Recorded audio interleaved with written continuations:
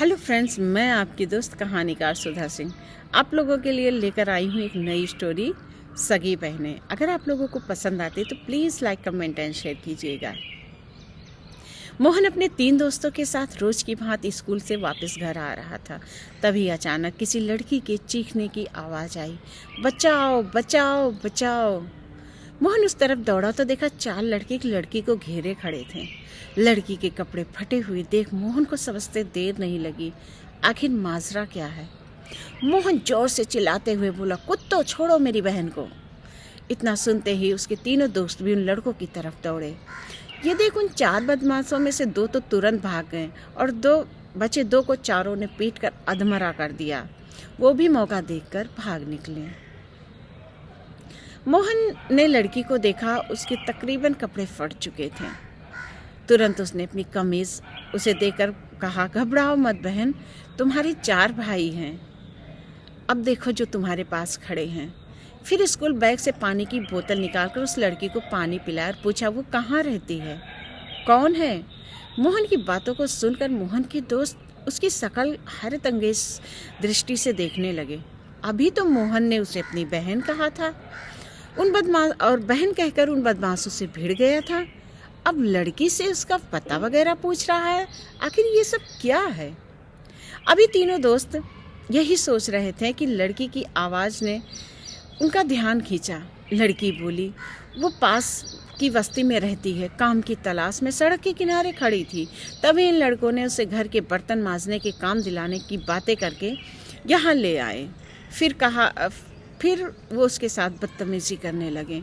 ये कहकर वो रोने लगी। मोहन बोला, चलो बहन, मैं तुम्हें तुम्हारे घर छोड़ देता हूँ। अभी चारों लड़के सहित वापस बस्ती की ओर वो लेकर उस लड़की को चल पड़े थे कि रास्ते में लड़की की माँ मिल गई। लड़की ने अपनी माँ को सारी बातें बताई। दोनों माँ बेटी ने चारों को भीगी आंखों से उनके आगे हाथ जोड़ लिए और धन्यवाद किया और वापस अपने घर की तरफ चली गईं।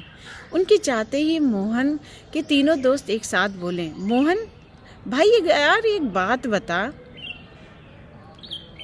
ये तो तेरी सगी बहन नहीं थी। मोहन ने कहा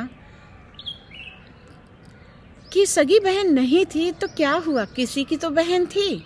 और अगर हम ऐसे ही उसकी आवाज़ सुनकर आगे चले जाते तो उसके साथ कुछ भी हो सकता था। और दोस्तों सोचो, अगर हमारी बहन ऐसी इसी जगह किसी मुसीबत में फंसी होती तो क्या हम कोई रिस्क ना लेते? क्या हमारी तरह कोई मदद करने ना आता? और सब कोई यही कहते कि छोड़ो, कोई हमारी बहन थोड़ी ना है जो इसकी मदद करे। उसके साथ कुछ भी गलत होने पर हम किसे दोषी कहेंगे? फिर हम यही सोचते, काश कोई तो मदद कर देता मेरी बहन के। तो शायद दोस्त, हर बहन बेटियों की इज्जत करना, उनकी रक्षा करना, यही तो सिखाया है मम्मी पापा ने मुझे। और मुझे आज खुशी है कि मैंने एक बहन की असमत को बचा लिया। और तुम भी खुश नसीब हो दोस्तों, और मुझे गर्व है तुम पर, जो एक बहन को बचाने के लिए अपनी जान पर खेलने से तुम नहीं घबराए। आज मुझे अपने दोस्तों पर नाज है। मोहन की बात सुनकर सभी दोस्तों ने उसे कंधे पर उठा लिया। नहीं मोहन भाई, ये नाज तो हमें तुम पर है। तेरे जैसी अच्छी सोच वाला दोस्त हमारा भाई जो है, कहकर सभी मोहन के गले लग गए। दोस्त, अगर लोग एक दूसरे की मदद नहीं करेंगे तो फिर कौन करेगा? ये बातें हमें ज़रूर सोचनी चाहिए। तो फ्रेंड्स, ये मेरी छोटी सी कहानी सगी बहन, अगर आशा करती हूँ आप लोगों को पसंद आएगी। और एक बात मेरी तरफ से,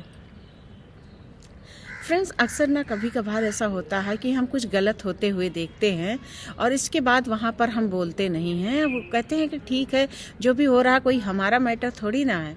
लेकिन समाज में अगर कुछ गलत हो रहा है, अगर हम वहाँ पे आवाज़ नहीं उठाएंगे तो और कुछ भी कभी गलत हमारे साथ होगा तो कोई हम आवाज़ नहीं उठाएगा।